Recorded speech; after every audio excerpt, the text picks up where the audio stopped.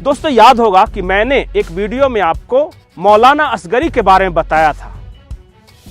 मौलाना असगरी जिसने हजारों लोगों की भीड़ के सामने एक शायरी कही थी कि अभी तो करबला का मैदान बाकी है, अभी कुत्तों का दौर है, अभी हमारा आना बाकी है।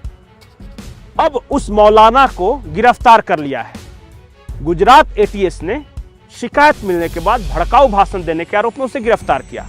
लेकिन मौलाना की गिरफ्तारी से लेकर गुजरात ले जाने के दौरान मुंबई में जो कुछ हुआ इस देश के लोगों को समझने की जरूरत है। एक मौलाना जो हेट स्पीच का आरोपी है, उसके समर्थन में हजारों की भीड़ ने थाने का घेराव कर लिया। घाटकोपर थाना है मुंबई का। वो नारे लगा रहे थे, नारायण तकबीर अल्लाह अकबर।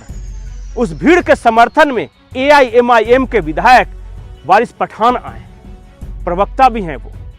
उस भीड़ के समर्थन में बहुत बड़े बड़े लोग आए। पुलिस के लिए मुश्किल हो रही थी। खैर, किसी तरह उस मुफ्ती को पकड़कर गुजरात एटीएस की टीम अपने राज्य ले गई। लेकिन ऐसा नहीं है कि इस मुफ्ती ने सिर्फ एक बार भड़काऊ बयान दिया है। इस मुफ्ती ने कहा था कि इंशा अल्लाह हम अच्छे हैं कि हम गोबर खाने वाले नहीं हैं। हम इस मामले में भाग्यशाली हैं कि हम गोबर को कोहिनूर नहीं कहते। उसका इशारा किसकी ओर था आप समझें। इसके अलावा भी ये सीरियल ऑफेंडर है और इस तरह कई बार इसने भड़काऊ बयानबाजी की है। आप खुद सुने। हमसे उलझते हैं, अभी तो करबला का आखिरी मैदान बाकी है, कुछ देर की खामोशी है, फिर शोर आएगा। आज कुत्तों का वक्त है, कल हमारा दौर आएगा।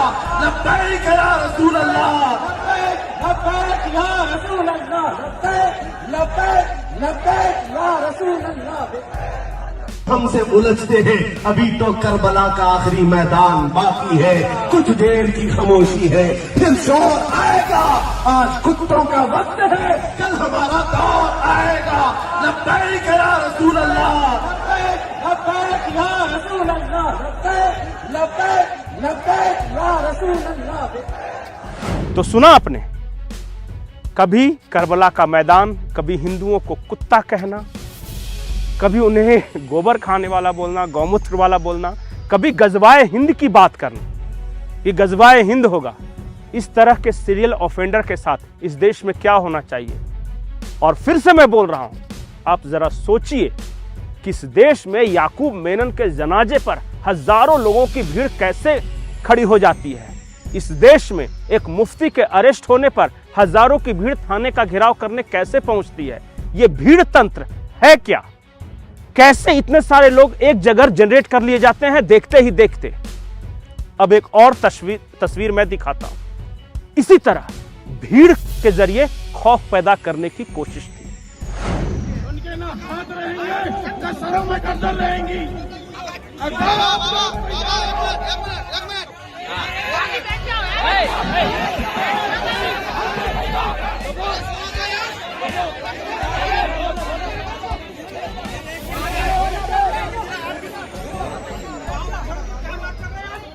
ये वीडियो गुजरात के दामोह का है। दामोह में हजारों लोगों की भीड़ एक थाने के सामने खड़ी है, एक आरोपी को छुड़वाने के लिए। भीड़ को देखकर आप समझ सकते हैं कि अल्पसंख्यक समुदाय की भीड़ है। उस भीड़ में उत्तेजक भाषण दिए जा रहे हैं। जैसे ही एक शख्स खड़ा हुआ, उसने माइक पर कहा कि इस आरोपी को गिरफ्तार करने वालों का न हाथ रहेगा न सर। एक अकेला इंस्पेक्टर उससे भिड़ गया। हजारों लोगों की भीड़ में वो शेर की तरह अकेला चल दिया। और उसके बाद क्या हुआ आप सब देखिए इस वीडियो में। उनके ना हाथ रहेंगे, सरों में गर्दन रहेंगी।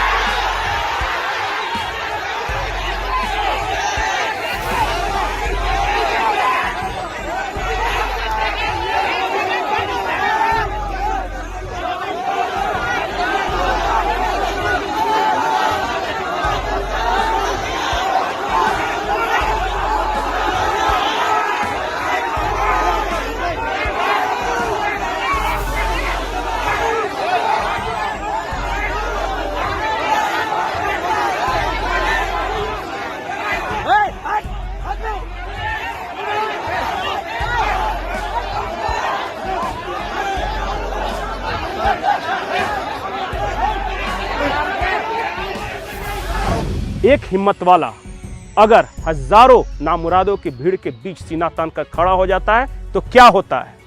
वो भीड़ से डराते हैं, वो अपनी संख्या, अपनी एकजुटता के जरिए आपको भयभीत करते हैं। जो डरा नहीं वो बच गया, और जो डर गया वो सेकुलर की पीपी ही बजाते रह गया। नमस्कार। आज हमारी तकरीर से निकाल करके मसाले लगा करके यूट्यूबर जो है फैलाते रहते हैं, इन्होंने ये किया, इन्होंने वो कहा, इन्होंने वो किया, इन्होंने ये कहा, ये भड़काऊ भाषण। तुम खुद ही भड़क रहे हो, हम नहीं भड़का रहे। मैं अगर आपके सामने कहूँ, यहाँ मशहूर शेर है, कुछ देर की खामोशी है। मैं आपको कहता, अरे पूरा सुन लो, पूरा सुन लो। मशहूर शेर है, कुछ देर की खामोशी। उसको मैंने थोड़ा सा बदला। कुछ देर की खामोशी है, फिर शोर आएगा। आज कुत्तों का वक्त है, कल हमारा दौर है। इस शेर को बोलने पर अब तो आजादी भी नहीं रहेगी। जबरदस्ती किसी ने ट्वीट किया और कहा इन्होंने हमारी कौम को कुत्ता कहा। मैंने कहीं कोई लफ्ज कहा, ना ही मैंने किसी भी कौम का जिक्र किया, ना ही तुम्हारे गुरु घंटाल का, ना किसी बादशाह का, ना किसी नेता का कहीं जिक्र नहीं किया। तुम खुद ही कुत्ता बनना चाह रहे थे। हमने कहीं कोई जिक्र नहीं। मुंबई में शांति है, मुंबई के रास्तों पे शांति है, घाटकोपर एरिया में शांति है। कोई भी अफवाह आपके ऊपर, आप लोग अफवाह के ऊपर विश्वास ना कीजिए। मुंबई पुलिस को कोऑपरेट कीजिए। मैं मुंबई के आम लोगों को बताना चाहता हूँ, मुंबई के आम लोगों के लिए मुंबई पुलिस रास्तों पे है और शांति है। कोई भी अफवाह आप नहीं फैलाएंगे और अफवाह के ऊपर आप विश्वास मत कीजिए। जय हिंद। उन्होंने एप्लीकेशन किया था कि इनका ट्रांसिट रिमांड दिया जाए, जिसको हमने अपोज किया, और हमने ये भी कहा कि इलीगली डिटेन हुए थे, इनको हमारे को जो नोटिस देना चाहिए बाय लॉ, उन्होंने वो नोटिस नहीं दिया था 41A का CRPC के तहत। और सुप्रीम कोर्ट के जजमेंट भी है उसके ऊपर, अनिश कुमार करके, वो स्ट्रिक्टली बोलता है, उसमें ऐसा लिखा गया है कि किसी भी आदमी का अगर 7 साल के तक का ऑफेंस है तो उनको पहले नोटिस दिया जाए। अगर वो नोटिस का पालन नहीं करते हैं तो उसके बाद आप अरेस्ट कर सकते हैं। तो इनको ऐसा कोई नोटिस नहीं दिया गया। कितने दिन का रिमांड मिला है इनको? 2 दिन का ट्रांसिट। अभी कहाँ लेके जा रहे हैं उनको? हमें ऐसा बताया गया कि जूनागढ़ कोर्ट लेके जा रहे हैं। जूनागढ़ कल कोर्ट में प्रोड्यूस करें। सर, आज आप भी घाटकोपर पुलिस स्टेशन आए हैं। मुफ्ती सलमान साहब को अरेस्ट किया गया है। यहाँ पर गुजरात ATS आई थी, जूनागढ़ में कुछ भड़काऊ भाषण देने का मामला है। आप आए थे पुलिस स्टेशन, क्या बात हुई, जो है कहाँ लेकर गए हैं मुफ्ती सलमान अजहरी को? देखिए सर, मुझे पता चला सुबह में, मैं थाने में अभी आया जस्ट, तो मैं घाटकोपर पुलिस स्टेशन में भी आया। मुफ्ती सलमान अजहरी साहब से मेरी मुलाकात हुई, मैंने उनसे बात की। उन्होंने बताया वारिस साहब 31 तारीख को जूनागढ़ में जो उनका एक जो बयान हुआ था, तो वो उनके बयान में उन्होंने कहा कि मैंने किसी की भी, हमारे हिंदू भाइयों की ना भावना को ठेस पहुंचाई है, ना किसी धर्म विशेष के अगेंस्ट में मैंने कुछ बोला है। बस वहां पे एक भाषण था, एक अशार था, वो मैंने पढ़ के सुना दिया। फिर यहाँ आने के बाद उनको पता चला कि कुछ केस हो गया है, तो सुबह में आज पुलिस उनके घर पर आ गई। कुछ बोले 20-30 पुलिस वाले सब आ गए, तो हमको उठा के यहाँ पर लेके आ गए पुलिस स्टेशन पर। तभी से हम यहीं बैठे हुए हैं। लेकिन उन्होंने एक भी कहा है कि हमको कानून कायदे पे पूरा यकीन है, पूरा भरोसा है कि मेरे साथ इंसाफ होगा। मैंने कोई भड़काऊ भाषण नहीं दिया है, ना मैंने किसी की आस्था को ठेस पहुंचाने का काम किया है। और उन्होंने ये भी बोला है कि मेरी तरफ से भी लोगों को बोलना, वारिस भाई के मामला पूरा शांत है, आप शांति बनाए रखिए, कायदे कानून प्रशासन पे पूरा भरोसा रखिए। अभी यहाँ पर हमारे DCP साहब से मिले, सीनियर पुलिस इंस्पेक्टर से हमारी मुलाकात हुई, तो सबने एक ही चीज कहा है कि हम पूरी तरह कोऑपरेट कर रहे हैं, शांति बना के रखिए। और हमारे यहाँ का मैटर नहीं, गुजरात की पुलिस आई है, तो हम लोग ने यहाँ पर बस तहकीकात किया, चेकअप किया, और उनको लेके गए मजिस्ट्रेट के पास, और वहाँ से शायद उनको फिर गुजरात लेकर जाया जाएगा। कुछ नोटिस को लेकर कुछ इश्यू हो रहा था कि नोटिस देना चाहिए था। देखिए मैं जो लॉयर भी बता रहा हूँ, जो 153 भी लगाया है उनके ऊपर कानून, तो ऐसे केसेस में क्या होता है, आमतौर के ऊपर 41A का एक नोटिस दिया जाता है। तो हम वही बोल रहे हैं कि एक नोटिस तो हमको दो, नोटिस दो, उसके बाद आप उनको लेकर जाइए ना। नोटिस दो, हमको पूरा कायदे कानून पे, प्रशासन पे पूरा भरोसा है, यकीन है।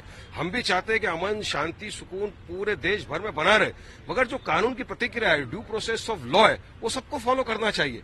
अब वो पुलिस वाले हमको नोटिस देने को तैयार नहीं है 41A का।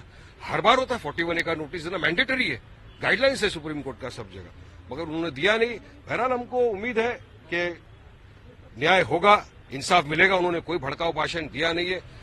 और देखिए, इससे भारी भारी भाषण दे चुके हैं लोग यहाँ पर, चुन चुन के मारेंगे, 15 मिनट नहीं, 10 मिनट नहीं, 5 मिनट के लिए हमको छोड़ दो, हम सबको खत्म कर देंगे। उनके खिलाफ तो ना FIR होता है, ना कोई केस होता है।